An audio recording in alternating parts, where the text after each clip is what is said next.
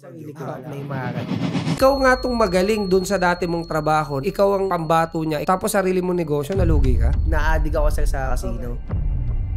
Alam mo sa sarili mo magaling ka, matalino ka. Pero sa parting yun, naging bobo ka dun. Wala namang nananalo sa sugal, sir. Wala kang pwedeng ibang sisihin kundi sarili mo. Kakayanin ko yung addiction na to. Kinaya ko sa mag-isa. Meron doon turning point sa akin, sir, na sinabi, mga tao daw, parang kawayan. Dumaan yung bagyo, yuyuko lang daw yun. Tapos bangon daw ulit. Doon ko na-realize, sabi ko, kailangan kong bumangon ulit. Pinupok po ko yung sarili ko eh. Nakita ko na yung story niya sa Swak na Swak eh. Kasi sabi ko, balang araw, eto na ako eh. Magiging eto rin ako eh.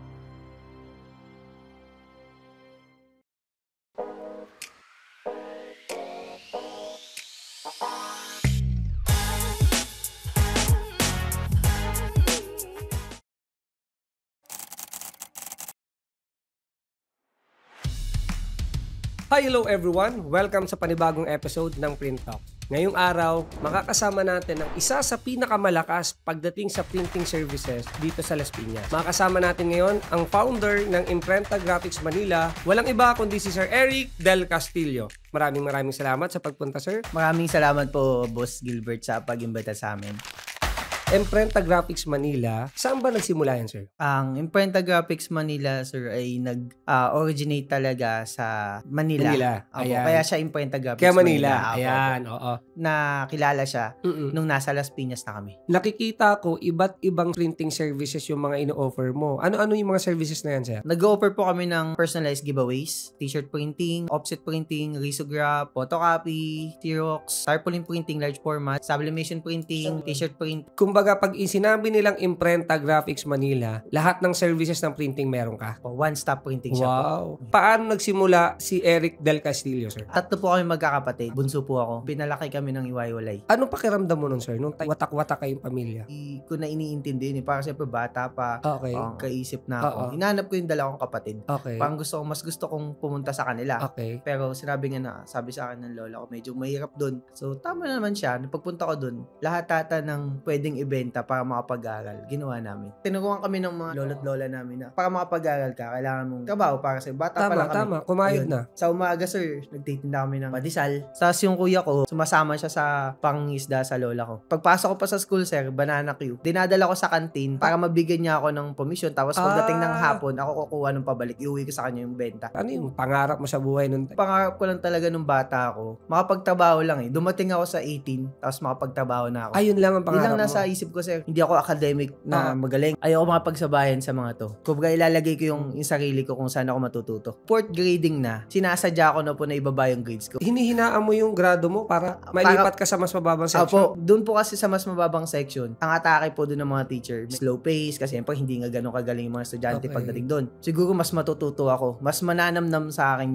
yung lesson. Kasi mas matyaga magturo yung mga nasa lower section. Pag gumadate ka naman, hindi naman tatanungin nyo kung nag-award ka ba ng ganito, ganyan. Wala kumbaga, naman kahit saang trabaho, hindi tinitingnan yun. Academic lang yan. Totoo yan, sir, no? Mapapansin mo na may mga kaklase ako, even yung high school, na magagaling sila sa academics pero hindi sila magaling pagdating sa diskarte sa buhay, ano? Para sa iyo ba, sir, ano mas maganda? Yung nakatapos ng pag-aaral na napakagaling sa mga grado o magaling dumiskarte? Yung pag-aaral, kailangan mo talaga yan. So, kung may chance ka mag-aaral, mag-aaral ka. Pero kung kapos ka, dumiskarte ka muna. Kung marating mo may makapag-aaral ka. Pero mas maganda pa rin na matalino ka, na madiskarte ka pa rin. Ayun. Isa yun sa pinakasobrang struggle sa buhay. Nakikita ka ako sa payatas. Anong ginagawa mo doon para hindi ka mahiya doon sa bahay? Laban po ng damit, linis ng bahay. Pag PE namin, inaantay ko yung second year. Bakit? Manghiram ako ng jogging pants. Wala akong jogging pants. T-shirt ko, pantalon ko, yung polo ko, wash and wear. Kasi hindi lang kaya ko eh. One time, sabi ng tita ko, sama ako sa kanya sa Malate kasi doon siya nagtatrabaho. May manager sila doon. Pinagtimpla ko siyang kape. Sarapan niya ata sa kape. Sabi niya, bakit di mo na lang dito ipasok yan as messenger? Tagalinis. Pag may dumadating na dole, tago ako, nandun kami sa likod kasi bata pa ako eh. Ang sahod ko noon, 7,000. Tontuwa na ako noon. Stay in ako. Doon ako natutulog, sir. Opo, sa ilalim po ng mesa ng mga staff. Talaga? Lalatag nagbayad lang po ako ng ng karton. Inutusan ako magpa-riso. Yun na yung umpisa. Nagpariso ka, tapos? Sa printing shop. Pero sabi sa akin ng mayari, marunong ka mag-layout? Oh, sir, ganun. Oo lang ako, sir. Nung sabi niya, bigyan mo kitang contact number pagka kailangan mo ng trabaho. Kontakin ko daw siya. Sakto, sir, na-suspend yung agency namin. Naalala ko yung nagbigay sa akin ng contact number. Una sa akin, sir, na pinatrabaho, sir. Bantay sa production ng mga papel. Yung offset. Yung boss ko. Challenge ako. Artist namin nag-resign. May isa pang project, sir, na publishing. Pag ginawa mo yun, gagawin kitang graphic artist pag nagawa mo. Kailangan akong gawin. Kasi pagka hindi ko ginawa, mawawala na ng trabaho. Nung publisher na nagawa, sir, na i-deliver yung project, yung pangako ng boss ko, nagagawin ako ng graphic artist. Ginawa, sir. Nandun ako sa printing shop. Kamote ako dun, sir. Bakit? Hindi ako marunong Photoshop, sir. Nagawa ko lang yung magazine dahil sa publisher. Di yun, nagagalit yung customer. Tapos may ID. Tapos kulot-kulot yung bata. Ginawa ko, sir, kinalbo ko. Diretso.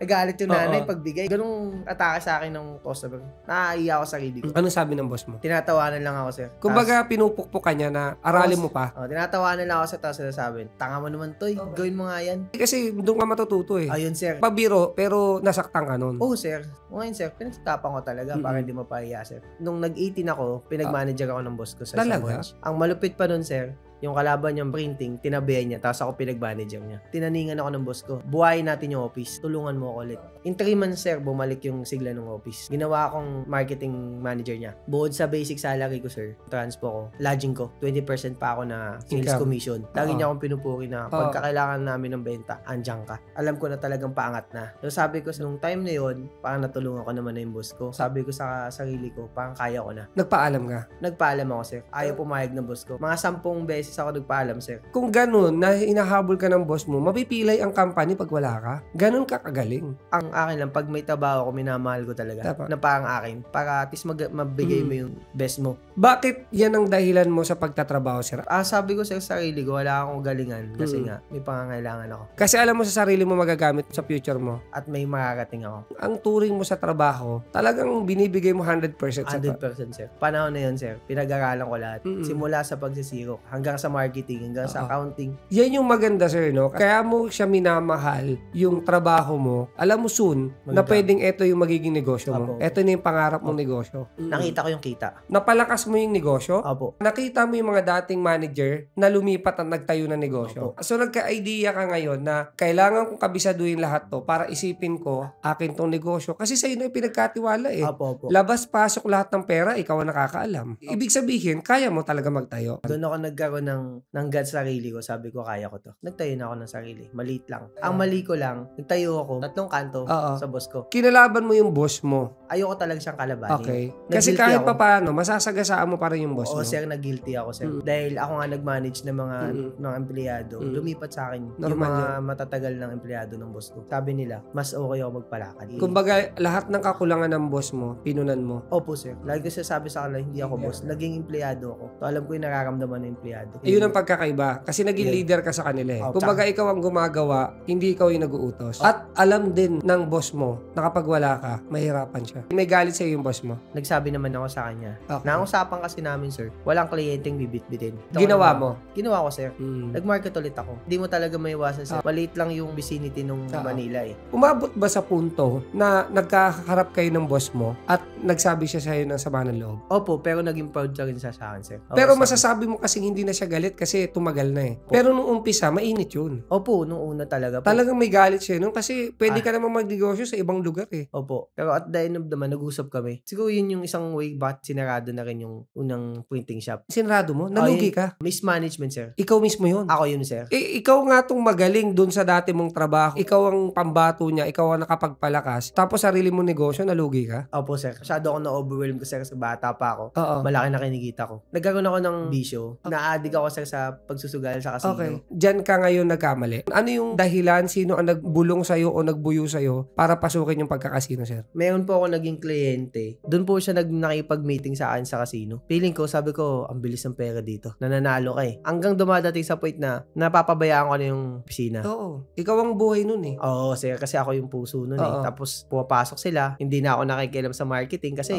alam ko may pera akong stable na eh. Nung time na yun, pag pumunta ako ng mall, tapos may nagustuhan akong gamit, hindi ako magtitingin ng price. Yun yung pangarap mong freedom na may gusto kang bilhin, hindi ka na tumitingin sa presyo. Hindi na, sir. Hindi mo pa alam kung nalulugi ka di ba? Opo, kasi may pera ka pero saang punto mo nare-realize na wala na tong negosyo ko? Bibitaw na to. Nung sir, hindi ko na nababayaran yung upa. Sabi ko nga, kung hindi ko ginawa yun, baka building nila patayo. Oo. Nung nawala na lahat, sir, nagtry pa ako, sir. Nanghiram pa ako sa boss ko. Sinong boss mo to? Yung dati mong boss? Dati kong boss. Nanghiram ka? Nanghiram ako sa kanya, sir. Piniram niya ako. Nung hindi na ako makabayad, sir, hinatak lahat ng makina ko. Wala ka ng pambayad, hinatak na ng dati mong boss yung gamit. Ano yung nararamdaman mo that time? Na-depress ako nun, sir. Sobra. Dumating ako sa point, sir, na nung pumunta ako ng simbahan, sir, hindi ako nagdadasal. Oo. Nakikipagtitigan lang ako sa crucifix. Ang lagi ko sinasabi nun, Lord, alam mo lang yung nasa loob ko. Ang pinagdadasal ko nun, sir, makabalik ako sa dati. Mawala lang yung bisyo ko. Kasi alam ko magaling ako eh. Ikaw sa sarili mo, may pagsisisi ka bang ginagawa? Oo, sir. Nagsisisi ako sobra. Kasi kung hindi ko nagawa yun, successful na talaga. Tama. Noon pa lang. Noong time na yun, sir, tinitingala ako na kayo.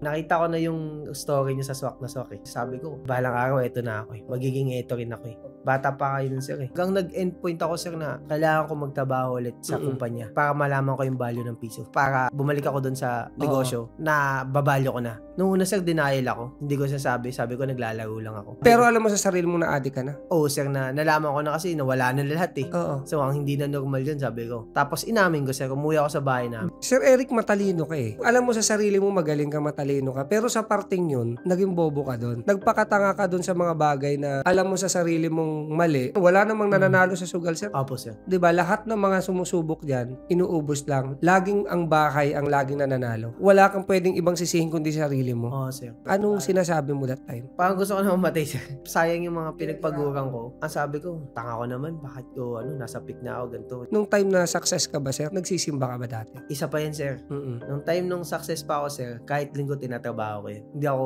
nagsisimba.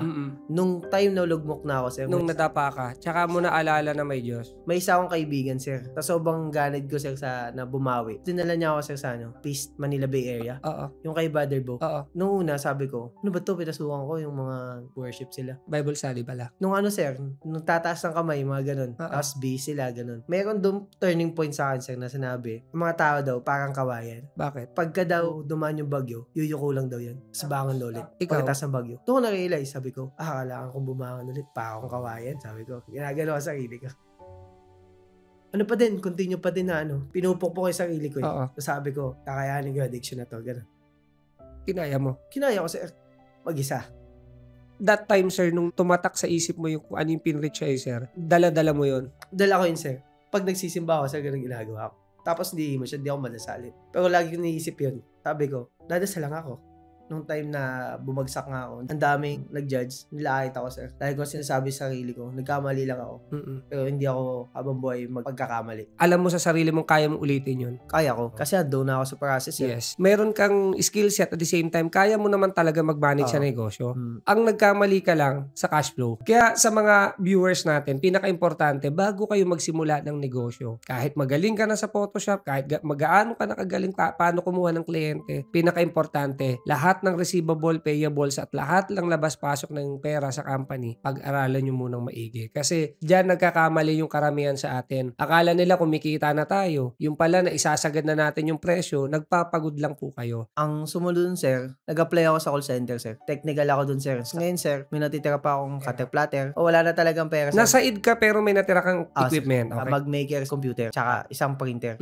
Yun lang yung natitira sa akin, sir. Tinatabi ko lang yun. Tinatamad ako pumasok. Bakit? Kasi pag dadating yung sahod ko, malit lang. Naranasan mo ng kumita ng malaki. Kaya parang sa'yo, naiisip mo na barya lang tong sinasahod ko. Pag minubuhusan ako ng malamig na tubig, tapos sasabihin ko, pang-deserve ko ba to? Pero wala akong choice eh. Yun lang pinakamabilis kong pwedeng pagtabuhan eh. Pinuway ko, sir. Nagkaroon pa rin ako ng boost. Gumawa ako ng page, sir. Printing, sir. Okay, side hustle na to. Side hustle na to, sir. Nagprint ako ng mga binil. Ang nakalagay sa t-shirt binil ko, sir, puro motivational. Kasi dual purpose ang iniisip ko. Sa sarili mo at saka sa mga kliyente mo. Pinangalan ko pa nga nun, sir, Bahagari. bagari. Kasi iniisip ko, pagkatapos ng ulan, bagari. Pagkatapos ko sa trabaho, sa side hustle ako. Pinorsi ko na talaga sabi ko, 2018, babalik ako. Kasi 2019, election ko. Planado ng lahat. Planado na, sir. Okay. Sabi ko, doon ako babawi. Kasi doon ako bumagsak eh. Ngayon, sa Las Piñas ako nangungupahan. Nakakuha ako ng apartment, sir. Pero wala akong kagamit-gamit sa bahay. Tumapasok ako sa trabaho, postura ako, pero yung tinutulugan ko sa karton. May mga naging karelasyon ako, sir, no?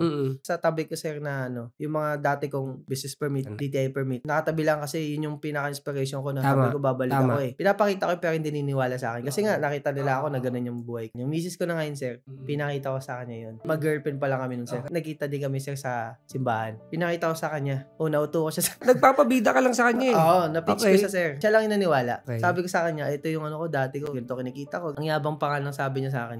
Sige, magkano kailangan natin dyan? Babawi tayo. Wow! Kumbaga alam mo sa sarili mo may tutulong. Ang sarap sa pakiramdam, mayroon kayong lalaban ng gyera na may katuwang ka. Kumpara nung sa ikaw lang mag-isa dati. Wala kang dahilan para bumangon. Wala kang dahilan para magtrabaho eh. Binubuhay mo lang sarili mo at may sobra kang pera. Kailangan mo itapon yung sobra. Ganun na nangyayari. Oo, sir. Mas lalo lumakas yung loob ko, sir. Ginanahan ka na. Ginanahan na po ako. Magkasama na kayo niyan o nagliligawan pa lang? Nagliligawan pa lang kami, sir. Pero naniniwala na siya sa'yo? The mere fact, sir, na naniwala na siya sa akin. Sabi ko, eto na. Eto na siya. Oo. Hindi niya na masyadong dinetali ko ano meron ako. Hindi ko naman sa kanya na kwento totally na naging mataas na yung tansang buhay ko. Pero ano yung katangian ni Madam na nakita mo na eto na siya? Malaga siya. Alam kong marunong siya sa pera. Kasi masasabi natin sa una pa lang, di ba? Sa pag-usap. Yung babae na to, imbis na makakaipon kami, mapapagasos. Di ba may mga ganon? Opo. Bukod sa malamin sa isa, nagtiwala siya sa akin. Tsaka makikita mo naman na yung babae, hanggang ligawan lang kayo. Yes, tama. Siya pa, una pa lang, pinag-uusapan na namin about sa future yung future plans. Agad. Di ba sinabi ko sa kanya na may printing ako dati. Dinaan niya ako, sir, sa isang malaking printing daw sa Las Piñas. Sinabi niya sa akin, ang pinakamalaking printing dyan. Ako tingin ko, hindi siya pinakamalaki. Kasi mas malaki yung napundar ko. So sabi ko sa hindi, maliit lang yan. Kaya ko yan. Yun yung sinabi ko sa kanya. Ibig sabihin, pinupukpok ka na ngayon, sinisindihan ka niya na para makita mo ngayon ano yung dapat mong inspirasyon. Nag-assign kami kasi nakabili kami ng computer. Tapos ngayon, sir, 5,000 yun. Ginagawa ko dahil marami akong kaibigan na mga printer. So nagpo-post ako online. Ginagandahan ko lang. Nilulupitan ko lang yung page ko, sir. Nung nilupitan ko yung page ko, sir, mukha siyang corporate. Nakakakuha ako ng order. Wala kaming makina. Wala kaming cutter. Walang ganun. Sir, pupunta po ako ng audio. Nagbabas ako. Para magpakat ng binil. Bili ng binil. Cut ng binil. Cut binil. Pag makikipress doon, makibili ng t-shirt. I-deliver mo. Tapos na, sir. Kumbaga, ang pinakapuhunan yun umpisa, isang computer lang. Oo, sir. 5,000. Pero dahil magaling ka na, kabisado mo na lahat yung ginagawa mo nung dati pa. Opo. Kumuha kayong kliyente, ina-outsource nyo. Kinumpute ko na kasi. Marunong ako sa costing. 2,000, sir. Tontuhan na kami. Kung 2,000 per day, katumbas na ng pagtatrabaho nyo. Magkasama pa kayo. Nasa bahay pa kami. May oras pa kami sa pamilya namin. Yes. Nang try kami manghiram sa mga kamag-anak. Napahiram kayo? Wala, sir. Ibig sabihin, wala pa silang tiwala sa inyo? Wala pang tiwala, sir. Baga-apoy sa akin yun na balang araw. Patutunayan ko sa iyo. Na kaya namin. Kaya namin. Yung kotse niya, sinangla namin, sir. Sinangla nyo? So, nakakuha kami ng pwesto, sir. Sa tabi ng bahay, pang 7,000 ang upa. Kinuha ko. Ginawa lang namin, sir. Nalupitan lang namin yung marketing namin. In-online namin lahat, sir. Sa sobrang ganda ng page namin, sir. Magugulat na lang siya, may pupuntang mayor sa amin. Pero makikita niya yung kakarampot na pwesto namin. Wala na siya magagawa, sir, kasi nagpagawa na siya eh. Pipick upin niya na lang. Nabibilib sa'yo? Mga Cebu, Batangas. Nung hindi ko na talaga kaya, kumuha ko ng mga batang out of school youth. Yung mga hindi nag-aaral, tambay sa mga kung saan-saan. Pinag-press ko, sir. Press ko ng t-shirt, ako magpiprint. Tinuruan ko, sir, ng tinuruan. Lumaki na yung printing shop niya? Opo, sir. Dumating naman sa point, sir, na siguro nasilip na lang na magandang pwesto, sir. Kinuha ng inject. Pinalis kami, binayaran kami, sir. Wala kaming choice, sir, kundi maghanap ng lilipatan. Kilala na ng mga kliyente nyo yun eh. Yung lugar na yun eh. Pagbaba mo ng jeep, nandun na kami. So, vicinity talaga maganda. Dahil yung area na yun malakas. Kaya niya kinuha. Oo, sir. Ang inisip na lang namin, may mas magandang plano. Pangit ang pwesto na nakita namin. Second floor. Tapos akad ka pa ng hagdan bago ako makita. So, kinuha nyo yun? Oo, sir. Kinuha namin kasi wala na kami paglilipatan. Good thing naman, sir. Pinalakas pa rin namin kasi sanay kami sa marketing ng online eh. Doon mo mapapansin na kahit nasa second floor ka, medyo tago ka ngayon. Aakyatin ka para lang mapuntahan ka. Yes, sir. Alam mo ang nagpalakas sa inyo, sir? Yung pagmamarket nyo online. Tama? Kasi dalawang klase lang naman yan eh. Nung nagsisimula ako, malakas ako dahil doon nga sa area-area. Ang tawag doon yung mga standard o yung mga sinasabi nating bumibase ako sa commercial space. Sa inyo ngayon, ang nagpalakas sa inyo, yung online. Dumating sa point, sir, na nagka-pandemic, nandun kami sa pwesto na yun, sir. May ipon na kayo? Parang ang parehas na pera namin, 17,000 pinagsama. Hindi kami tumigil. Dahil sanay kami sa online eh. Dahil nga tago yung pwesto, binababa ko lang yung roll-up kasi nasa second floor kami. Hindi ako mache-check. Ano iniisip mo nun that time? Kasi sarado lahat, walang lumalabas, wala kang possible na kliyente eh. Nag-ship kami ngayon, sir. Yung printing, hinaluan namin ng medical supplies. Yung kalimbawa, sir, yung face shield, ang ginamit namin acetate. Nakapag-produce kami, sir, 50,000. Yung iba na problema nung pandemic, kayo sinamantala ninyo. Oo, sir. Nag-boom kami nung pandemic. Face mask na ready to wear. Tapos ready to print. Binenta din namin sa mga printing. Ni-live ko, sir, pati tutorial ko paano gawin. Para makatulong din ako sa printing na iba. Tapos yung misis ko, sir, ang side hustle niya naman, sir, alcohol, PPE. Na-connect namin kasi yung PPE sa hospital, yung mga face shield, pinapatatakan ng logo. Ganun naging side hustle namin mag-asawa. Kumbaga, hindi naging problema sa inyo yung pandemic. Nag-boom pa kayo lalo. Opo, sir. Nakapagbigay pa kami ng employment sa iba na walang trabaho. Nung time nun, sir, may nakita akong pwesto sa tapat ng SM, South Mall. Okay. Laki, sir. Tapos sabi ko, magandang vicinity to. Kaso, sir, yung upa, times 4 ng upa namin. Back to normal na ba to? Hindi pa, sir. Hindi pandemic pa rin. Ba't ang lakas sa loob mo? Ang sinabi ko kasi, sir, pag may bakuna na matatapos na to. Una nga, hesitate pa siya na kunin namin eh. Sabi ko, hindi, kaya natin yan. Yung ugali ko sa pagsusugal, na risk taker ako, yung lakas ng loob ko, ganun din ako. Kinuha namin yung upa. Yung pwesto mo na second floor dati, nilipat mo doon. Tapos doon na kami nakakuha ng mga makina. Pinagsama namin yun, sir. Sa online, tapos sa door to door. Lumakas ulit kami, sir. Tapos pagdating nun, sir, ng November 22, nagkaroon ulit kami ng another branch. Nakikita ko, lahat ng klase ng printing meron kayo. Paano mo siya na-handle in a way na kailangan sa isang production expert ako sa pagdating sa ganito? Bago ko kasi pasukin yung isang services, okay, kinabisado ko muna yan. Hinahasa ko. Paano kung wala ka dun? Ang gagawin ko, sir, yung mga tao, tinuturuan ko, sir. Hindi mo sila iniiwan hanggat di nila nalalaman. Na hindi natututunan. Okay. Pinupukpo ko talaga, sir, matutunan sila. Lagi ko sinasabi sa kanila, yung matututunan nyo sa akin, kahit umalis kayo, madadala nyo. Hindi habang buhay, ako yung boss nyo. Tama. Darating ang point na magiging boss na rin kayo. So, okay sa'yo na umalis ang tao mo at magnegosyo siya? Okay lang sa akin yun, sir. Ang sinasabi ko nga, ganun din ako nagsimula. Yes. Kung ano yung nararanasan namin ngayon, dapat maranasan din nila. Hindi ka ba umabot sa puntong niloloko ka ng tao mo kasi sobrang bait mo? Pagdating sa ganyang bagay, sir, hindi. Bago ko ipasa sa kanila yung mga bagay-bagay, yung mga proseso, kinabisado ko muna. Yes. Bago pa sila magkamali, sinasabihan ko na sa kanila na pag etong bagay na to ginawa mo, either sablay yan o kaya magkakamali. Yung iba signage. Yung iba nagnenegosyo puro giveaways. Ikaw, sir, pinagsama mo. Sabi ko nga, yung mga tao ko, the more you learn, the more you earn. Yan pa yung nagiging problem din ng mga nagpiprinting. Sa isang service lang sila nakapag-focus. Paano naman pag dumating yung point na mahina ka? Yes. Di wala ka pang buffer. Tama. Di kagaya nito na one-stop printing shop ka, pag-aralan mo lahat, para wala kang tapon. Yes. Ano yung nagsisilbi ngayong kaibahan dun sa dati mong unang negosyo? Bakit gigil na gigil ka? Noon kasi, nag-negosyo ako, pero wala akong motivation. Ngayon kasi, sir, yung motivation ko is yung pamilya ko. Yung una-una, hindi nila maranasan yung naranasan ko. Tama. Pangalawa, gusto ko maibigay sa kanila yung hindi ko nakuha. Tapos, mabigyan sila ng magandang future. Kaya tayo bumabangon ngayon, paghirapan natin ngayon, kasi alam natin sa future, yung anak natin, maipapamana natin to eh. Pinutol mo ngayon yung generation na mahirap siya paglaki, na kailangan niya magtrabaho kung saan-saan, maghahanap siya ngayon ng pantuition niya, dito pinutol mo na.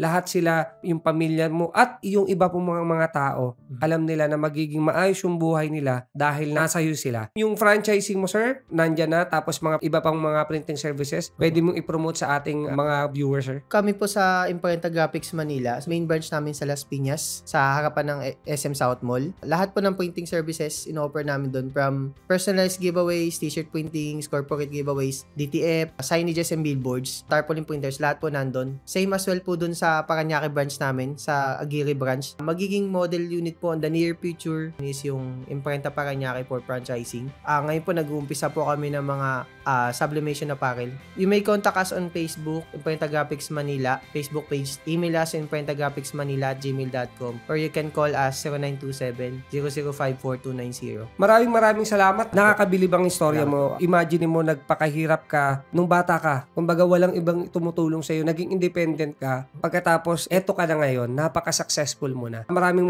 salamat, sir, sa pagpunta dito. At sana maraming mga taong ma-inspire sa kwento ninyo. Maraming salamat. So, ayan mga ka-Printalk, isang nakaka-inspire na kwento na naman ang napakinggan at napanood natin ngayon. Kung gusto nyo mapanood pa at masubaybayan na yung mga ibang episode namin, just follow our social media platform. We have Facebook, Instagram, TikTok, Spotify, and subscribe sa ating YouTube channel. Just click the notification button para at least updated kayo sa mga susunod naming video. Kaya mga Printalks, see you sa next episode.